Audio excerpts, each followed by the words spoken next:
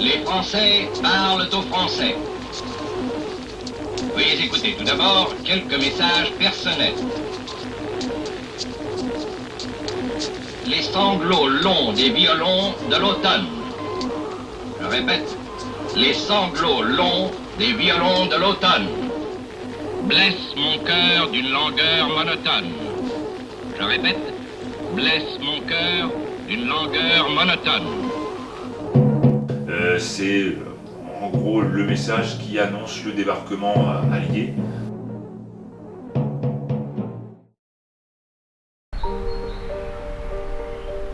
Nous nous sommes rendus aujourd'hui en ce jour anniversaire au blocos de Tourcoing dans le Nord où les Allemands ont intercepté ce message.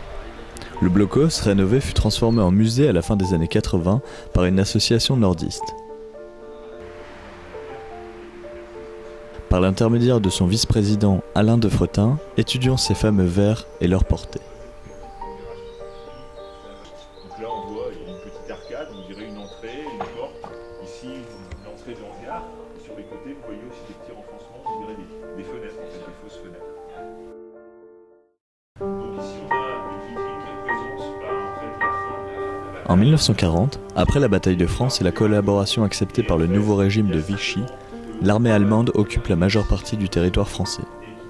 La partie nord est occupée par la 15e armée.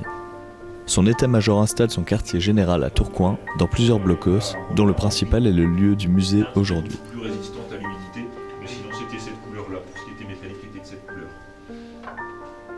Donc ce blocos, il fait partie d'une douzaine de blocos qui ont été construits dans le périmètre ici du quartier général de ce quartier ici du Hallot à Tourcoing. Donc il y avait toute une partie de transmission et aussi tous les services administratifs relatifs à cet état-major.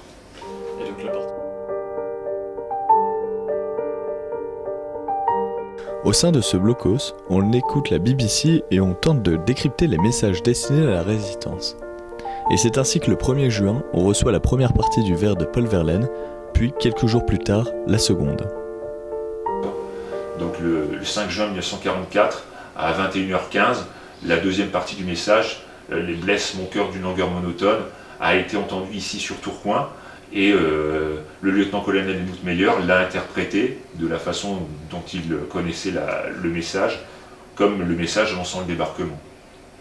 Ici à Tourcoing, ce message a entraîné la mise en état d'alerte de l'armée puisque les Allemands ici à Tourcoing étaient persuadés que le débarquement serait pour le secteur du Nord-Pas-de-Calais. C'est le branle-bas de combat, la 15e armée se met en état d'alerte, on prévient tout le monde et puis ici on attend vraiment le gros débarquement puisque l'intoxication préparatoire au débarquement en Normandie, elle est vraiment faite pour que les Allemands soient persuadés que le débarquement soit pour le Nord-Pas-de-Calais. Donc ici à Tourcoing, le quartier général est vraiment en état d'alerte pour attendre ce débarquement qui arrivera pas.